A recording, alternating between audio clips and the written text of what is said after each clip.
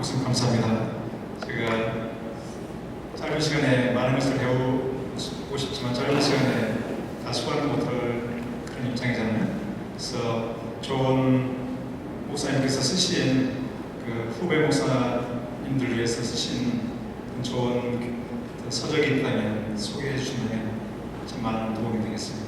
혹시 책을 말씀하셨나요? 책이라든가 글이라든가 인포메이션이 네, 제가 여러분들한테 내세울 만한 그런 책들을 별로 내세울 만한 게 없어서 오히려 다른 책들을 소개하는 게 더 좋을 것 같은데, 여러분들이 예수 중심으로 설교하면서도 본문을 잘 드러낼 수 있는 강의 설교로서의 좋은 책을 아까 말씀드린 브라이언 챔피슨 그리스도 중심의 설교 한 권이 좀 굉장히 길게 이렇게 써놨습니다만, 약간 나열식으로 써놨습니다만 굉장히 도움이 될 수 있습니다. 아주 예술처럼 짧게 썼지만 컴팩트하게 썼지만 핵심을 이야기하고 있는 책은 제 은사이시기도 하면서도 가장 많이 영향을 주신 헤더 로빈슨의 강의 설교라는 책입니다. 본래는 성경 설교, 강의 설교, 본래 영어로는 비빌리컬 프리칭이라고 제목인데 영국에서 expositive preaching이라고 제목을 달아서 소개를 했는데, 그 강의 설교가 그래도 가장 강의 설교, 성경 설교를 보여줄 수 있는 책이라고 볼 수 있고, 그 다음에 요즘 나오는 팀 켈러에 대한 책도 뭐 많이 나옵니다만, 그 두 책이라면 강의 설교와 예수 그리스도 중심 설교를 보여줄 수 있는 좋은 명저이고, 브라이언 챔플이 헤더 로빈슨과 조금 다른 것은, 헤더 로빈슨은 본문의 문자적 해석을 문학적으로 또 문법적으로 역사적으로 본문을 바르게 파악해내는 걸 강조한다면, 브라이언 챔플은 조금 더 신학적인 눈으로, 이 신학적인 눈이라는 게 브라이언 챔플이 철저하게 신학자이기 때문에 성경 전체에 흐르는 삼위일체 하나님 구속사적인 그런 눈으로 이 본문을 다시 한번 보자. 본문의 1차적인 문맥에서 연구하고 조금 더 큰 눈으로 본문을 보자. 이게 브라이언 챔플의 핵심인데, 두 책 정도를 차분하게 보시면 도움이 될 겁니다. 이런 책들은 한 번 읽는 게 아니고, 예를 들어 예화를 어떻게 써야 될까 하는 그 예화란을 조금 읽어보시는 거, 그런 것들이 좀 도움이 되겠습니다.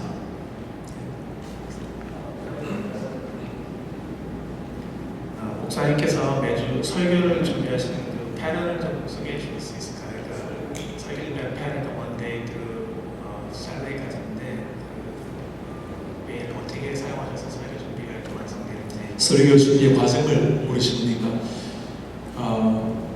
뭘 자기 이야기를 할 때는 좀 모델에 대해 이야기할 수 있는데, 제가 우리에게 오랫동안 설교하신 선배님들이 많이 계시겠습니다만은, 제가 본문을 택하는 것은 아까 보신 것처럼 나름대로 한 달 또는 두 달 이렇게 시리즈로 만들어 가기 때문에 본문 선택은 주로 한 달 내지 두 달 전에 많이 하는 편입니다. 때로는 늘 그러진 않습니다만, 때로는 목사님들하고 같이 모여서 같이 연구도 합니다. 지금 우리 교회에 가장 필요한 게 어떤 말씀인가? 더 센터 아까 말씀을 드렸는데, 저거 할 때는 우리 목사님 몇 분들하고 우리 기획팀이 있어서 연구를 많이 했습니다. 더 센터의 정신을 담아내기에 가장 좋은 본문이 어떤 본문이겠는가 해서 몇십 개 이렇게 추천하는 것 중에 제가 보고 가장 알맞는 걸 택해서 말씀도 같이 연구하기도 하고 이런 경우도 있습니다. 일단 한 달 내지 두 달 정도 미리 정하는데, 제가 지금 잠시한 시골을 가지면서 돌아가면 4개월 설교 준비를 해야 된다고 드렸는데, 그 4개월 동안에 첫째 달은 예수 안에서 변화된 정체성, 두 번째는 예수 안에서 변화된 성품, 그 다음에 예수 안에서 새롭게 발견한 사명, 그리고 예수 안에서 마지막 어떻게 우리 인생을 살 것인가 해서 네 달을 정해놓고, 한 달 한 달 맞도록 또 본문을 따로 이렇게 정해놓은 게 있습니다. 그런 식으로 본문을 정하는 것은 우리 교회가 지금 뭐가 필요할까를 머릿속에 그려보고 그 제목을 정해놓고 거기에 알맞는 본문을 택하는 게 제일 바람직하겠고, 본문이 택하고 난 다음에 구체적으로 설교 준비를 하실 때는 저 같은 경우는 지금 이렇게 하고 있습니다. 월요일날 묵상을 좀 하려고 하는데 사실 제가 그러기는 쉽지는 않더라고요. 월요일날 일이 이리저리 많다 보니까 화요일 우리는 교육자 회의를 합니다. 화요일날 하고 화요일 오후에는 주로 신방 할 일들을 좀 많이 하고 하고 화요일 저녁에 제가 훈련을 시킵니다. 사회훈련을. 그러다 보니까 월화는 실제적으로 준비하기가 좀 어려운 상황이라서 예전에 수요 강단을 제가 했을 때가 있었는데 말씀을 전했는데 요즘 수요 강단을 부목사들이 많이 하기 때문에 지금은 수요일 제가 주로 말씀 주의 연구를 많이 하는 편입니다. 그리고 제일 먼저 해야 될 일은 주의하기 전에 묵상합니다. 제 첫 시작은 설교는 말씀 본문을 펼쳐놓고 말씀 읽으면서 계속 묵상하다가 제가 오늘 그런 것까지 다 이제 좀 보여드리지 못해서 유감인데 여러분들이 가지고 계신 우리 그 레터 용지 펼쳐놓고 한 서름을 읽고 난 다음에 펜을 가지고 다 씁니다. 그때 이제 쓸 때는 예를 들어서 1절, 2절, 3절에 대한 제 읽고 난 다음에 느낌들을 계속 써내려갑니다. 그 다음에 그게 어느 정도 작업이 되고 나면 그거 보통 하다 보면 한 7, 8페이지 이렇게 쭉 씁니다. 좀 큼직큼직하게 아웃라인식으로 쓰니까. 그리고 다시 본문을 읽다 보면 이제 예화도 막 떠오르잖아요. 예화 떠오르면 붉은 글씨로 여호와에 대해서 글을 씁니다. 그래서 좀 표가 나도록 그 작업을 수요일날 가능하면 합니다. 그 다음에 목요일에 수요일날 시간이 허락되면 그다음 주석책을 곧 읽습니다. 주석책은 반드시 읽어야 되죠. 본인이 잘못 해석할 수도 있고 그다음 미처 해석하지 못한 것들은 다른 책을 통해서 도움도 받아야 되겠죠. 다른 주석을 읽으면서 보강을 시키는 편입니다. 목요일은 제가 하루 종일 기도원에 가서 기도하면서 말씀 묵상을 그때 집중적으로 하는데 한나절을 기도하고 그 다음에 한나절은 이제 구체적으로 말씀을 이미 준비해 놓은 것들을 가지고 아웃라인을 좀 정교하게 쓰고 때로는 그래 안 하고 할 때도 있습니다만은 한번 기존의 드래프트를 조금 더 정교하게 쓰면 한 4페이지, 5페이지 이제 정교하게 아까는 막 여러 가지 풀어놓았는데 그걸 구체적으로 설교 아웃라인을 써놓고 그거에 되고 나면 주로 목요일 오후 한 서너시 때로는 저녁도 합니다만 그렇게 해서 타이핑을 시작합니다. 저는 풀 텍스트를 거의 100% 완전히 씁니다. 그리고 목요일 저녁에 제 목표는 월드로 1,500자를 쓰는 겁니다. 제 설교는 거의 예외 없이 1,800자 정도입니다. 저희는 딱 30분 설교를 하기 때문에 장로님 기도가 길어지면 설교를 줄입니다. 시간이 딱 정해서 우리 차 왔다 갔다 해야 되기 때문에 통성 가끔 길게 막 할 때 있잖아요. 그러면 설교를 무조건 줄입니다. 그런데 대신 설교는 거의 30분에 딱 맞추는데 그러면 한 1,800자 정도 월드로 그렇게 쓰면 되는데 목요일에 한 1,500자 정도 하게 되면 거의 이제 드래프트를 완성하게 되는 겁니다. 금요일 아침에 가서 아까 했던 것에다가 예화를 좀 더 가미한다든가 이제는 좀 더 구체적으로 문장을 쓰다 보면 한 1,800자 정도 나오게 되는데 그렇게 해서 금요일날 오전에 목요일날 어쨌든 제가 설교에 거의 집중을 한다고 볼 수 있고 목요일날 다 끝을 못 내는 경우가 가끔 나오는데 그런 경우는 금요일까지 가는데 금요일은 교회를 가게 되면 워낙 일이 많다 보니까 사실 설교를 하루 종일 앉아있으면 한 시간을 잘 못 내요. 그러다 보니까 금요일날 저녁에 늦게까지 앉아서 이렇게 설교를 작성할 때가 많이 있습니다. 하고 나면 한 1,800개 정도 전부된다고 했는데 제가 오늘 참 여러분들의 그런 걸 좀 보여드리면 좋을 텐데 좀 구두라도 좀 말씀을 드리면 원고를 쓸 때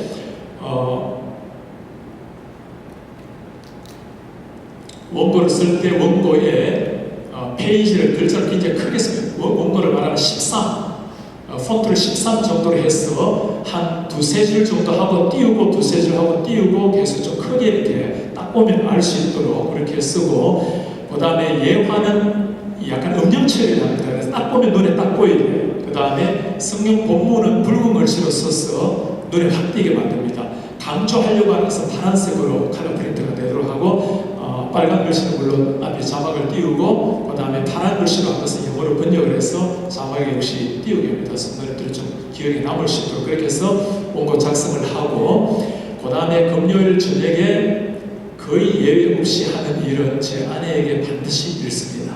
아내가 듣고 난 다음에 금요일 안 하면 토요일 날 읽는데 1년에 예를 들어 50주를 설교하면 48주는 읽습니다. 한두 주 정도 혹시 어떤 일로 못 읽을 때 있을지 모르겠습니다만은 아내가 듣고 난 다음에 아내가 어떤 말을 해도 묻지 않고 보십니다. 여러분들이 아내만큼 남편을 위해서 관심 있게 조언해 주시는 사람은 아무도 없어요. 아내가 말하면 여보 그 말은 이 말이고 설명을 또 하게 되잖아요. 설교는 설명이 필요 없어야 되죠. 설교 자체가 설명인데 설교를 듣고 또 설명이 필요하면 안 되죠. 그죠? 아내가 말할 때는 열의 9은 묻지 않고 무조건 고십니다. 그리고 일부 설교를 마치고 나면 반드시 아내에게 묻습니다. 고쳐야 될 것이 있는가 하면 아내가 그때는 거의 안 합니다만은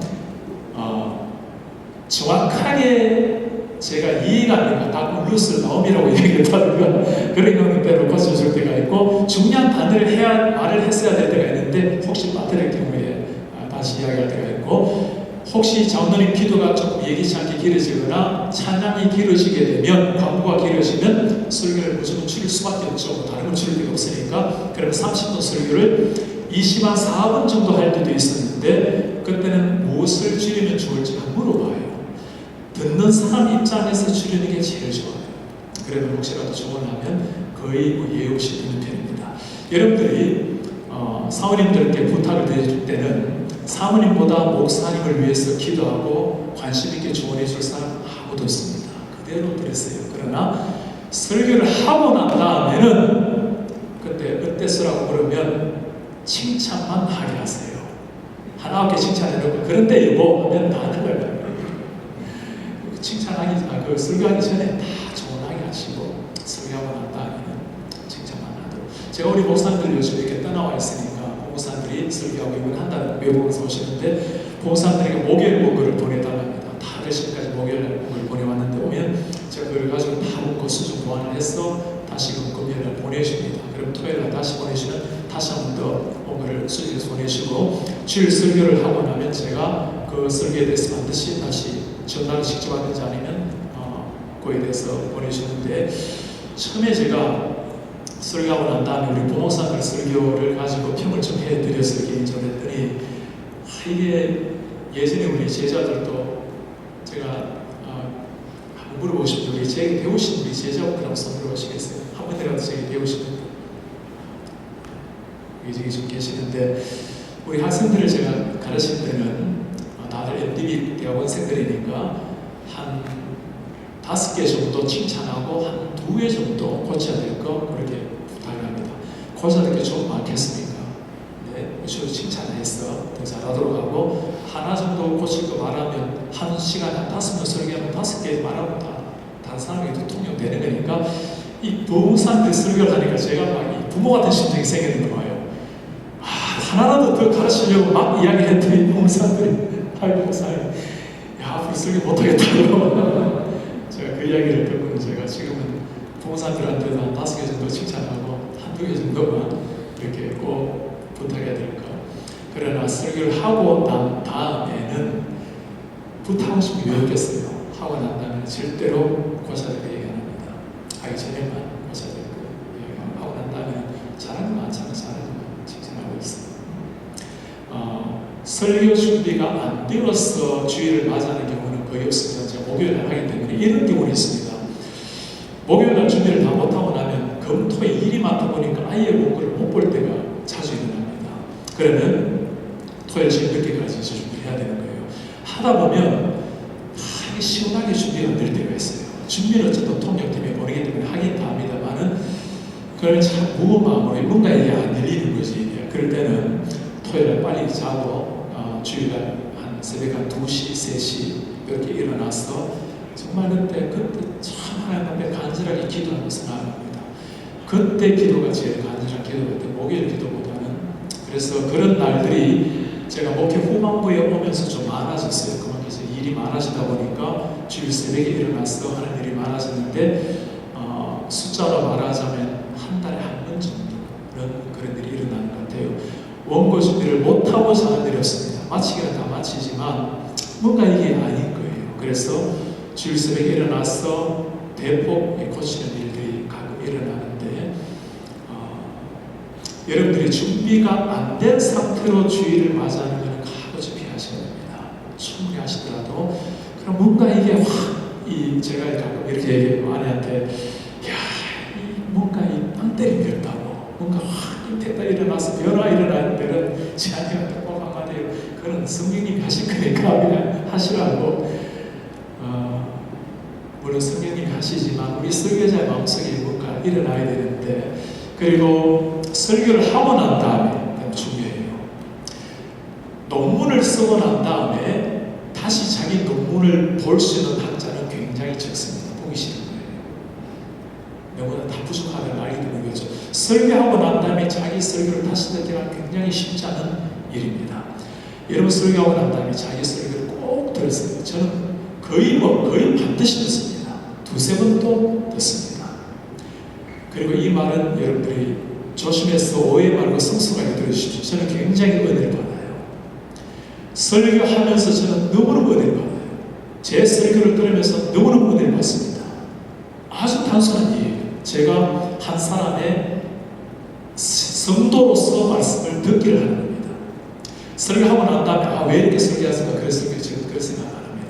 물론 좀 더 준비할 걸, 좀 더 이 부분을 좀 더 깔끔하게 할 걸 선생님이 외웠겠습니까만은 자기 설교를 들으면서 은혜를 받는 그래서 하나님께서 이렇게 말씀을 주시는구나. 아까 우리 무교육자들에게도 하고 난 다음에 칭찬만 한다고 말씀을 드렸는데 자기 설교를 은혜를 받으면서 그러나 왜 고칠 게 없겠어요? 머릿속으로 고칠 걸 또 마음속으로 고쳐나가면서 자기 설교를 꼭 자기 스스로 들으면서 은혜도 받고 고치는 자가 필요합니다. 다른 질문 또 있으십니까? 목사님 너무 감사합니다. 전 뉴저지 초대교회 김시영 목사인데요. 다른 것보다는 지금 목사님 말씀하신 것 중에 부목사들 설교를 수정해 주신다고 말씀해 주셨는데 많은 부목사님들 가운데 주로 나타나는 수정해야 될 현상들이 많이 동일하게 나타날 때 그런 것들이 어떤 것들이 있는지 그리고 저희에게 좀 조언해 주실 것들이 있다면 네, 굉장히 참 목사 좋은 질문을 주셨는데 교육자들의 설교에 주로 어떤 점들이 공통적으로 수정의 대상이 됩니까? 우리 목사님들 설교 참 잘하십니다. 우리 김만환 목사님 정말 탁월한 설교자세요. 목사님은 정말 하나님 앞에 감사해야 될 일입니다. 우리 다른 교육자들도 참 설교를 잘하세요. 발음에 대해서 교정한 예가 있습니다. 우리 한 분은 발음이 새어나요. 제가 한번 목사님을 불러서 목사님 발음이 명확하지가 않게 자꾸 새는데 목사 알고 있냐고 물었더니 정말 제가 모르겠습니다. 모르고 있더라고요. 그래서 앉혀놓고 듣게 했습니다. 이걸 고쳐야 된다고. 했더니 한 두세 달 우리 최정호 목사님이에요. 지금은 여러분들이 들으면 모를 거예요. 옛날 설교는 발음이 늘 새서 마치 이가 하나 없는 것처럼 이렇게 새는데 아주 지금 완전히 고쳤어요. 그 다음 요번에 이제 모두에게 통용되는 것은 아니고 대부분의 설교자들에게 좀 공통적으로 부탁을 하는 게 있다면 본문을 정확하게 드러내달라는 거. 본문이 애매하게 나타나 버리면 본인도 애매해 설교할 때 듣는 사람은 안개숲을 헤매는 겁니다. 그래서 정말 목사님이 설교하려고 하는 게 뭡니까? 라고 물어봐요. 이거 하려고 합니다. 그걸 말하라고. 지금 말하는 거 그것 그대로 말하라고. 그걸 위해서 막 이래 하려 하지 말고 예수님께서 우리를 사랑하시기 때문에 나도 원수까지 사랑해야 된다는 걸 얘기하고 싶습니다. 그걸 집중적으로 얘기하고 그걸 끝까지 밀고 나가라고. 그래서 본문에서 말하려고 하는 요지가 확실히 드러나는가를 많이 강조하는 편이고 그 다음에 문장을 굉장히 길게 하는 목사님들이 좀 있습니다. 우리 아주 대표적인 목사님 한 분도 있는데 제가 다른 강의할 때는 그걸 예로 한번 들어서 갖고 온 경우도 있는데 문장을 들어가져와서 제가 그 문장을 여러분들한테 읽으면 여러분들이 무슨 말을 하는지 이해가 잘 안 될 거예요. 저도 이해가 잘 안 되었으니까 한 7, 8마디를 계속 해나가는데 마침표도 없이 설교는 단문일수록 좋습니다. 짧을수록 강의를 할 수 있습니다. 문장을 말하듯이 작성하는 것. 문장은 따르고 설교하는 건 또 따르고 아니죠, 그죠? 문장을 설교하듯이 하는 겁니다. 제가 원문을 보고 설교하지 않지만 실제 제가 마침표, 10표까지 하나 다 한다 했잖아요. 여러분들이 제 설교를 들고 지금 제 원고를 가지고 읽어보시면 제 설교하는 것과 월딩이 똑같지는 않을 겁니다. 그러나 거의 보면 똑같다고, 거의 똑같다는 게 발견될 겁니다. 외워서가 아니고 흐름을 그냥 이해하는 거죠. 그죠? 그래서 설교하듯이 원고를 작성하라는 것, 그 부탁을 많이 하고 납니다. 서론 이야기는 공통적으로 나오는 것 같아요. 서론이 임팩트가 나타날 수 있도록 하라는 것. 예를 들어서 서론이 스토리식으로 들어가고 있는가, 본문을 직접 스토리식으로 하는 것도 괜찮아요. 아니면 아예 예화를 가지고 스토리식으로 하든지. 그런데 처음부터 막 신학적으로 머리 아프게 들어가면 자기도 감당하지 못하고 듣는 성도들도 감당이 어려운 분들이 계십니다. 풀어내는 그런 면에서 서론 이야기를 좀 강조하고, 마지막 결론도 조금 공통적으로 부탁하는 부분 같습니다. 결론에서 늘어지는 설교, 제가 다 부족하지만 제 설교의 가장 부족한 분 중에 하나가 이야기하라면 결론이 늘어지는 것, 그리고 말이 길어지는 것. 이게 좀 쓰는 사람들의 나타나는 거, 저도 쓰지도 못하지만 나타나는 공통점이 만년치처럼 늘어나는 일인데, 간결하게 짜내는 것. 그 다음에 결론에서 가급적 짧게 끝내는 것. 짧게 끝내는데 이게 임팩트가 있는 짧음이라야 돼. 그러니 임팩트를 자꾸 주려고 하다 보니까 이제 길어지는데, 두 가지 때문에 길어지는 거죠. 하나는 준비가 확실히 안 되었든지, 아니면 자꾸 자기가 뭘 하려고 막 애를 쓰는데 마지막에 뭘 해내려고. 결론은 결론입니다. 결론을 했는데 또 3대지가 또 시작되니까 승리자들은 가끔 있는데, 여러분들에게도 아마 비슷한 부탁을 해야 될 텐데, 제가 공통적으로 부탁을 하나 드리자면, 설교 원고 작성에 있어서 로이드 존스도 찰스 몬서도 똑같이 하는 부탁입니다. 10년은 원고를 풀로 작성하십시오. 저는 목회를 하기 전에는 원고 풀로 작성을 안 했어요. 아웃라인만 작성했습니다. 말을 늘 하는 사람들에게는 아웃라인만 작성해도 사실 얼마든지 할 수 있죠. 그러나 제가 풀 텍스트를 하는 이유는 두 가지입니다. 하나는 하나님에 대한 저희의 최선의 성실을 보여주시고요. 제가 원고를 보지도 않지만 그러나 제 최선을 하나님께 드리고 싶은 마음 하나. 그 다음에 두 번째는 그게 저는 성도들의 예의라고 보는 겁니다. 제가 목회자로 부름을 받아서 우리 교인들을 향해서 최고의, 부족하지만 부족한 대로 최고의 양식을 먹일 수 있는 제 최선은 그거라고 보는 겁니다. 그런 면에서 그 보지도 않을 풀 테스트를 왜 합니까? 왜 지우고 고치고 우리 통역한 친구들이 아마 그런 생각할 수 있고, 지금은 그래서 안 합니다. 그들이 알 거예요, 제 마음을. 이렇게까지 한마디라도 신중하게 하려 하는구나. 그 메시지를 제가 주고 싶은 거죠. 여러분들에게는 여러분들의 은사를 따라서 하는 게 옳습니다. 그러나 가능하다면 원고를 보시든 안 보시든 10년 정도는 풀 텍스트를 잘 준비하시도록 하다 보면, 그러다 보면 다양하게 생각이 듭니다. 이렇게 표현하는 게 좋을지 저렇게 표현하는 게 좋을지. 아웃라인만 하면 절대 그런 게 안 나와요. 그냥 말해버립니다. 우리 설교자는 말해버리는 것이 아니라 한 단어의 생명을 심는 겁니다. 마침표를 할 것인지 쉼표를 할 것인지, 그렇게 했어요라고 하는 게 나을지 했습니다라고 하는 게 나을지, 때로는 요가 나을 때가 있어요. 때로는 다가 했습니다가 나을 때가 있습니다. 말은 똑같이 의미는, 다만의 임팩트는 다를 수 있죠. 그래서 모두가 가능하다면 풀 텍스트를 한 번쯤 작성을 차분히 해보십시오. 제가 우리 후배 제자들에게는 그걸 꼭 하는데, 청신에서 가르칠 때는, 설교 실습을 할 때는 꼭 이걸 합니다. 설교 8문을 하는데 8문 하고 난 다음에 댁에 돌아가셔서 이제 영상 촬영을 하게 하거든요. 촬영을 해서 집에 가서 촬영했던 거 자기가 지금 말하고 있는 그대로 텍스트를 원고를 쳐보십시오. 자기 원고하고 원고를 못 보게 하니까 원고와 함께 자기가 했던 설교와 어떤 차이가 나는지. 그러다 보면 많은 친구들이 이제 다양한 얘기를 가져와요. 자기 생각했던 원고와 달리 흘러가는 것, 왜 그렇게 청정을 안 보고 다른 걸 보고 있는지 자기 얼굴을 레코딩해서 보니까, 혹시 여러분들이 이거는 쉽지 않은 일인데 기회가 된다면 여러분들의 설교를 한 10분 정도라도 설교한 것을 가지고 한번 타이핑을 해보시기 바랍니다. 그러면 쓸데없는 말이 너무 많아요. 10마디 할 필요 없습니다. 7마디로 가능하면 5마디가 가능하면 훨씬 더 좋을 수 있어요. 그 작업을 한 번 정도만 하면 여러분들의 언어가 달라질 겁니다. 자, 예를 하나만 좀 들어보도록 할까요? 우리말에는 뭐만은 그 십니다라는 말을 굉장히 많이 쓰죠. 예를 들면 예수님께서 물리를 걸어오시는 것을 우리가 말씀을 통해 볼 수가 있는 것입니다. 말이 굉장히 길어졌어요. 그렇죠? 예수님께서 마침 그 사마리아 여인이 나오는 것을 지금 보고 계십니다. 예수님께서 사마리아에게 말씀하는 걸 우리가 알 수가 있는 것이죠. 전부 다 말을 계속 마치 보도하시 이야기하는데 예수님께서 베드로에게 말씀하시죠. 물리를 걸어오라.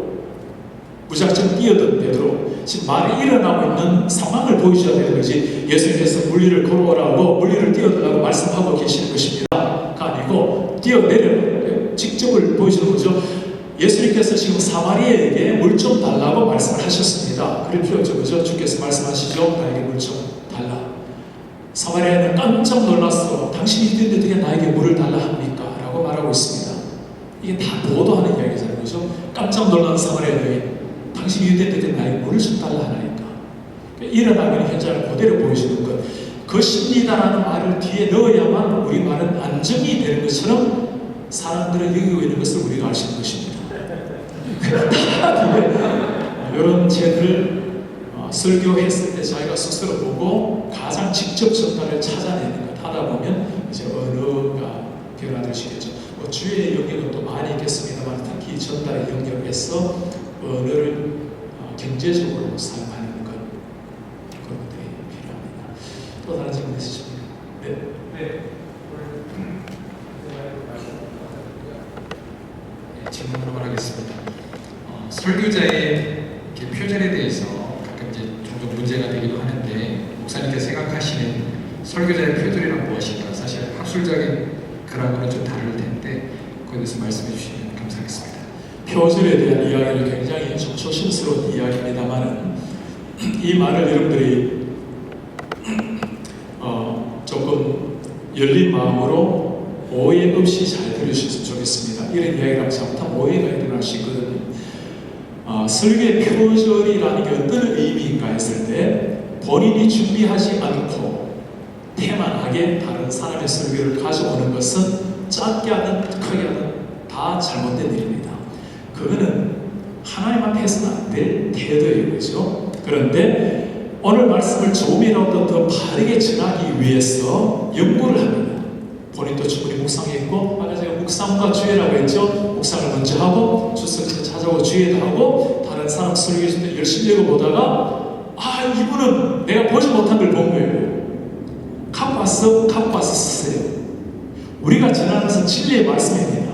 무슨 자연과학도 말하는 창의적인 논문이 아니죠. 그죠? 그런 면에서 다른 사람의 것들을 많이 읽고 귀한 것들이 있으면 가져와서 잘 사용을 하십시오.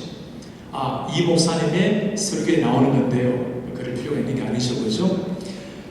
브라이언 셰플이 하는 말이 있습니다. 다른 사람의 설교집을 읽지 않는 사람은 교만하든지 태만하든지 설교 대학자가 설교집을 읽을수록 좋다라는 걸 저도 똑같이 말씀하고 싶어요.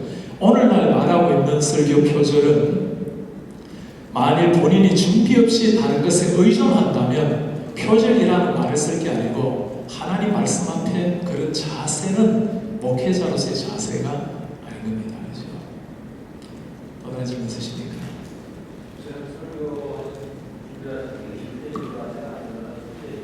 네, 설교 작성의 형식에 대해서 물으셨는데 1대지로 합니까? 3대지로 하십니까? 설교 형식도 큰 하나의 그 과제이기 때문에 길게 설명할 수 없다 보니까 질문의 답변을 딱 드리자면 다 가능합니다. 1대지도 할 때 있고 3대지 할 때 있는데 1대지라는 말은 이렇게 아마 설명하면 좋겠습니다. 한 주제를 가지고 그 주제를 계속 밀고 나가는 걸 1대지로 한다면 이게 이제 요즘 말하는 원포인트 설교라고 앤디 스탠리 같은 사람이 많이 하는 경우죠. 그죠? 2대지 같은 경우도 있고 3대지, 5대지도 있을 수 있는데 예전에는 주로 3대지 많이 의존을 했습니다만은 3대지 설교를 한다고 생각하지 마시고 그냥 대지 설교를 해야 될 경우는 이렇게 이해하시면 됩니다.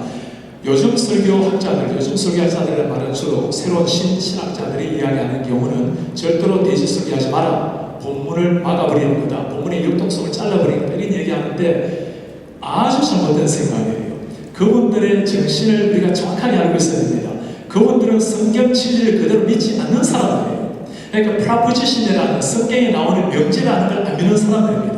우리는 성경이 하나님이 말씀하셨을 때 하나님이 말씀하시려고 한다는 게 있다라는 걸 믿는 사람이에요. 자, 그래서 이렇게 말해야 되겠죠. 원포인트 대지를 안 하더라도 설교를 다 했습니다. 물어볼 수 있어요. 목사님, 오늘 진짜 목사님이 하려고 했던 주제가 뭡니까? 라고 말하면 오늘 전도하자는 얘기를 하려고 했습니다. 그게 포인트예요.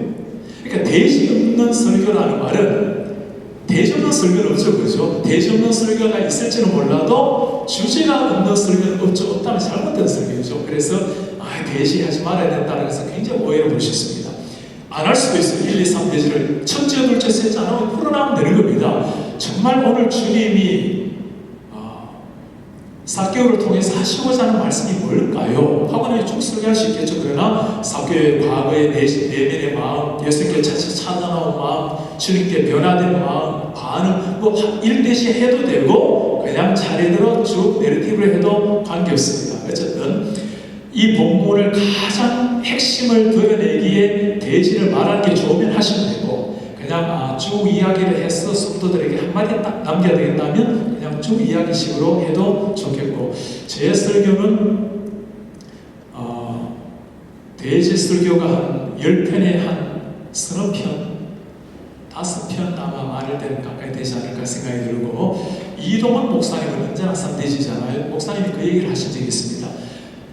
설교를 계속 하다 보니까 역시 성도들에게 가장 딱 안겨다 주시는 것은 대지 설교가 제일 좋았다는 얘기를 하는 게 기여를 하거든요.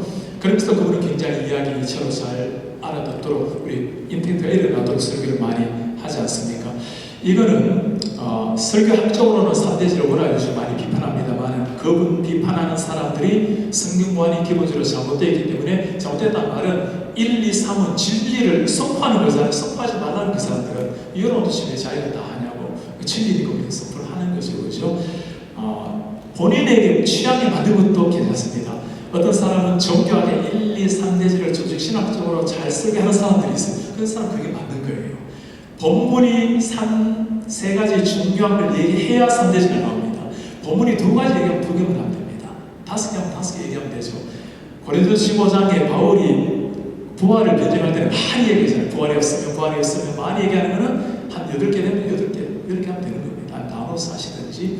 그래서 어떻게 해도 괜찮고 제가 아까 말씀드린 것처럼 그렇게 대지 설교할 때가 있고 제가 주로 선호하는 것은 본문을 따라서 풀어나가는 설교를 주로 좀 선호하는 편입니다. 그러니까 1, 2, 3, 4절에 나오면 그 차례를 따라서 주의하고 예화들로 적용해 나가는 이런 형의 설교를 좀 선호하는데 추석적 설교하고 좀 다릅니다. 추석적 설교는 그냥 1절 추석하고 이렇게 하는 건데 제가 하는 것은 1절에서 10절까지 보고 거기에 대해서 중심 주제를 찾아서 그 중심 주제를 1, 2, 3, 4절을 통해서 드러내는 거.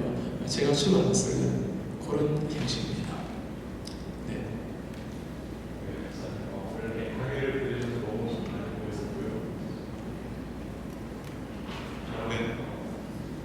총신신대원에서 지금 목사님 워싱턴으로 가시는 그때의 원래는 설교학을 배우기로 되어 있었던 학생인데 오늘 이 시간을 가지니까 더 마음이 너무 아픕니다. 그때 그렇게 목사님의 그 설교를 항상 많은 선배님들도 못 들을 거도 정말 나중에 큰 후회다 이제 그렇게 말씀하셨는데 그걸 다 알겠고요. 아까 이제 목사님께서 말씀하신 것 가운데서 그 인디커티브에서 임페러티브로 나아가는 그 설교 근데 그게 자유주의나 다른 일반 좀 더 세속적으로 물든 설교일 경우에 그게 순서가 전도가 된다는 말씀하셨는데 일단 그거를 들으면서 좀 더 알고 싶다라는 좀 목사님의 그 개인적인 의견 듣고 싶다라는 것과 두 번째로는 성경 본문에 대해서 저희가 설교를 하지만 요새 뭐 동성애부터 정말 많은 사회적 그 시대 흐름 문화들이 있잖아요. 그런 문화에 대한 설교를 목사님 혹시 어떻게 준비를 혹시 하고 계시고 그런 것들을 하셨을 때에 그 청중들로부터 어떻게 받게 되는 어떤 피드백 내지는 하셨을 때 그 느낌들을 대해서 어떻게 성도들을 또 준비를 시켜야 문화에 대한 설교를 좀 더 그들이 이해할 수 있겠구나라는 혹시 그런 부분들에 대해서 목사 2가지 질문을 하셨는데 두 번째 질문은 참 무척 어려운 그런 질문에 속할 수 있습니다. 첫 번째 질문은 큰 방대한 부분입니다만은 간단하게 소개하고 책을 하나 소개해드리고 싶은데, 인디케티브와 임페러티브는 원래 신약에서 많이 나오는 일이고, 사실 그 자유주의 신학자 대표되는 불트만도 이 얘기를 많이 했던 이야기입니다. 책을 먼저 소개하자면 존 캐리라고 C-A-R-R-I-C-K 존 캐리가 쓴 The Imperative of Preaching이라는 책이 있습니다. Imperative of Preaching.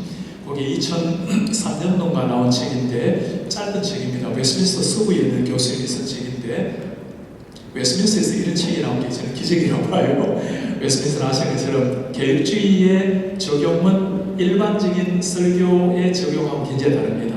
간단히 말하면 개혁주의적인 학자들이 말하는 적용은 신구약에서 다 얘기해서 신약의 예수님을 드러내면 이걸 적용을 보는 거예요. 에스카플라스컬리 종말론적으로 복음을 예수를 통해서 드러내는 것을 적용이라고 보는데, 해석학적으로 예수를 드러내는 거, 우리의 적용은 삶의 부딪혀로 만들어내는 거죠. 그러면서 그 웨스민스터 서부에서 나온 게 기적이라고 말하는 게 리폼드 라인에 있으면서도 철저하게 임페리티브를 강조한 그 책이고, 거기에 보면 이런 것들이 잘 얘기하고 있는데, 하나 제가 좀 쉽게 설명을 하나 드리면 이런 거라고 볼 수 있습니다. 사랑하자는 말은 아멘입니다. 자, 그러나 하나님이 우리를 사랑하신 것처럼 사랑하는 것이 마땅합니다는 복음이에요. 우리는 사랑해야 됩니다. 사랑해야 하나님의 자녀가 됩니다. 여기 자유주의죠. 사랑하자는 똑같은데 출발이 되는 겁니다. 하나님의 자녀이기 때문에 자녀답게 사세요. 복음입니다. 그러면 아빠 아들 아니지. 여기 율법이죠, 그죠? 살아야 아빠가 되는 아빠의 아들이기 때문에 살아내는 겁니다, 그죠? 그런 면에서 인디케티브가 근본이 되고 임페러티브로 나아가야 된다는 것. 문화와 정치, 사회 현상을 다루는 부분의 설교를 어떻게 보십니까? 저는 그런 부분의 설교는 부족한 사람이라고 볼 수 있습니다. 반드시는 아니지만 일반적으로 말할 때는, 신학적으로 말하면 조금 오픈된 진보적인 자유주의적인 이런 신학 흐름에 있는 교회가 사회 현상들을 아무래도 많이 다루게 되죠. 지나치게 어떤 경우는 우리 곁에 와 있는 예수 시리즈를 제가 한 교회에서 보았는데 1번 설교 제목이 전태일이었습니다. 그리고 유한수, 우리 곁에 와 있는 예수 시리즈의 설교 제목이었어요. 갈 때까지 간 교회죠. 이게 한국의 장로교 분파 중에 한 교회였습니다. 사회 현상들을 다루는 설교라고 물었을 때 이렇게 표현하면 좋겠습니다. 사회 현상을 설교해서 다룰 수 있겠는가 했을 때, 본문이 그 현상을 해석하는 데 도움이 된다면 본문을 다루는 겁니다. 본문을 다루면서 예를 들거나 그런 현상들을 가지고 다시 좀 얘기를 드릴게요. 사회 현상을 해석하기 위해서 기독교적인 생각을 가지고 현상을 파악하는, 설명하는 설교를 할 수 있겠는가라고 했을 때, 이건 아마 여러분들 굉장히 의견이 다를 수 있겠습니다만 저는 가급적 하지 말았으면 하는 생각입니다. 설교자들의 유일한 군인은 태양의 빛을 받는 겁니다. 우린 달이에요. 그런 이슈는 중요한데요. 오케이, 알아요. 태양의 빛을 받아서 그대로 반사해낸다면, 오늘은 동성애를 죄라고 말하기 위해서 설교할 필요는 없죠. 성경이 이 죄라고 말하고 있는 겁니다. 말하고 있는 걸 설교하면 되는 거죠. 그죠?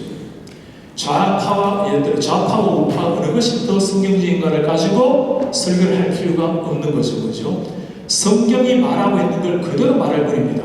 이 세상에 공화당이든 민주당이든 어느 것도 성경적 진리를 완전히 구현할 수 없는 겁니다. 그죠? 우리가 전하는 것은 성경적 원리를 전하는 것이고, 그 원리가 보수든 진보든 나름대로 원리를 어느 정도 가지고 있을 거예요.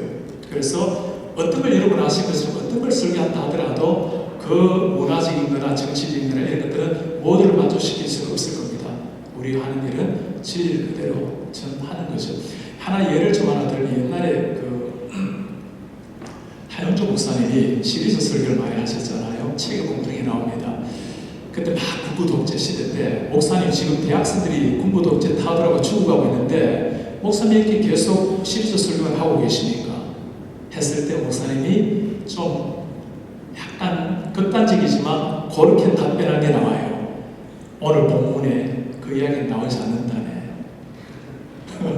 굉장히 그 차갑고도 좀 극단적처럼 보이지만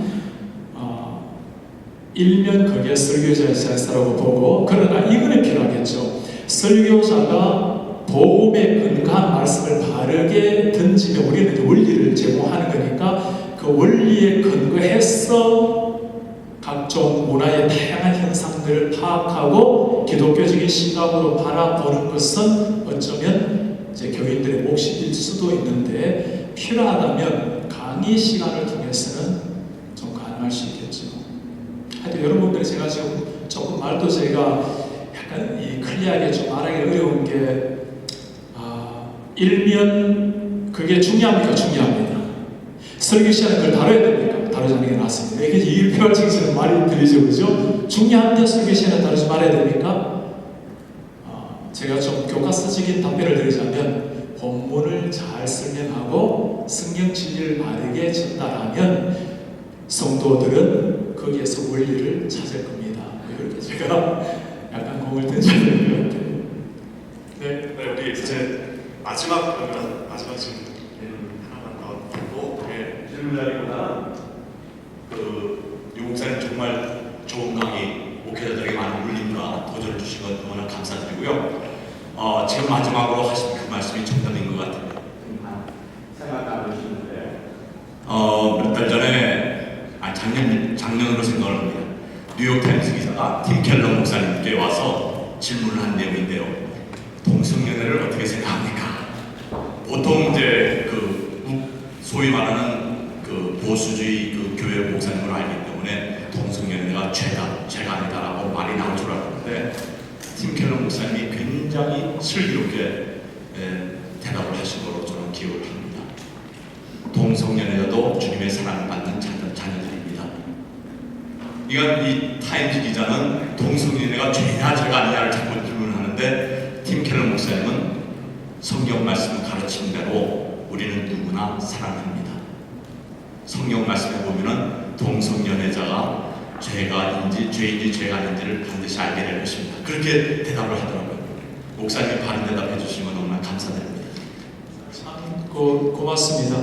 방금 말씀하신 게 여러 면에서 목회자들이 기억을 하셔야 될 아주 좋은 조언입니다.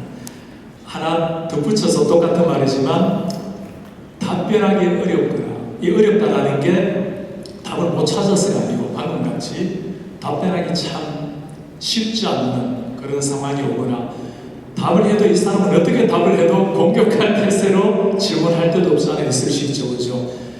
그때 목회자들이 너무 답을 주려 하거나 내가 이걸 설득을 해야 된다거나 그런 부담에서 벗어나면 좋겠어요. 그때 하기에 참 좋은 대답은 그분과 말씀과 만날 수 있도록 도와주는 겁니다. 예를 들어서 지금 말씀하신 것처럼 저에게 하는 그 질문의 답이 성경적인 원리가 나와 있으니까 이 말씀을 한번 깊이 읽어보십시오. 그럼 성경이 이미 나와 있잖아요, 그렇죠? 그러면 본인이 이 목사님의 의견과 싸우는 게 아니고 성경과 고민하게 돼 있죠. 그게 제 생각에는 목회를 잠시 하다 보니까 피하는 게 아니고 근본적인 답이라고 해요. 오늘 우리 여러분들 참 뵙게 돼서 너무 감사하고요. 그리고 제일 처음에 저기 나와 있는 제 전화번호 그리고 이메일 주소 나와 있으니까 여러분들 언제든지 필요하시면 전화하시고 또 이메일 하셔서, 제가 부족하지만 하나님의 교회는 함께 이루어져 가는 겁니다. 제가 워싱턴에서 목회를 하지만 뉴욕 뛰어오면 차 타고 4시간, 5시간 또 오니까 언제 함께 잘 동행했으면 좋겠고요. 또 부족하지만 설교에 대해서나 또 신앙 흐름에 대해서나 또 제가 이제 목회한 지 얼마 되지는 않았습니다만 같이 공유하시거나 또 논의할 게 있으시면 말씀해 주시기를 부탁을 드리고, 그 다음에 우리 김아라바 목사님 이제 뉴욕을 보면 우리 신인 까뚜로 이제 우리 신병인데 정말 제가 존경하고 참 아끼는 목사입니다. 그리고 목사님을 대할 때 저는 그런 기대가 있어요. 뉴욕의 영적 새 바람을 일으킬 목사님이시다. 여러분들이 잘 아는 것처럼 좀 비유가 가볍지만 먹자골목이라는 게 있잖아요. 하나가 잘 되면 다 잘 되는 게 먹자골목 아닙니까? 그죠? 목사님 교회가 이미 뉴욕에 많은 목사들이 잘하고 계십니다만은 우리 목사님 교회가 정말 힘있게 일어나서 뉴욕에는 모든 교회가 함께 일어나서 뉴욕이 세계 1번지 아닙니까? 워싱턴이 정치 1번지를 하지만 뉴욕은 세계 전체 1번지인데 뉴욕이 영적 지각운동을 일으키는 영성의 근원지가 될 수 있도록 여러분들과 우리 김만호 목사님 함께 이루기를 바라고, 그리고 이제 신명과 다름없는 목사님인데 여러분들께 우리 목사님 잘 부탁드립니다. 고맙습니다.